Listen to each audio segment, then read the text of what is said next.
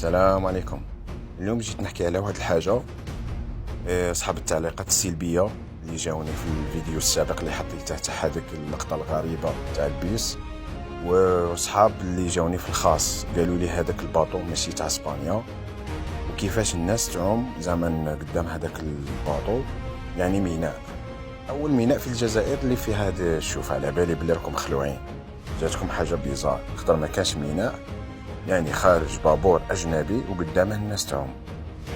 هذه اللقطه اللي كتشوفوا فيها خوتي هذه فيريتي، هذا ماشي فيديو مفبرك، هذه فيريتي. هادو ناس الغزوات الله يعطيهم الصحه، ناس الله يبارك، قمه في الاخلاق، وتقدروا تصنفوهم من الاوائل السباحين الممتازين في الجزائر.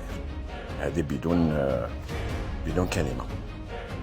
الحاجه الدوزيام، هذا الباطو اللي كتشوفوا فيه قدامكم هذا تاع اسبانيا، هذا يخرج من ميناء الغزوات متجه الى الميريا، يعني ما كانش شك. ودوك يوضحوا لكم وليدات الغزوات هنا في هذا الفيديو. وهادو الناس اللي راها تعوم موالفين، هذاك شغل ميناء سياحي، يعني ميناء تقدر تشوف البابور قدامك. هذه هي. كاين مرافق بزاف، كاين لابيشري، كاين بزاف صوالح خوتي. اللي ما زارش هذه المنطقه ماذا به يجي يزورها، زعما قمه روعه. هذه هي خوتي.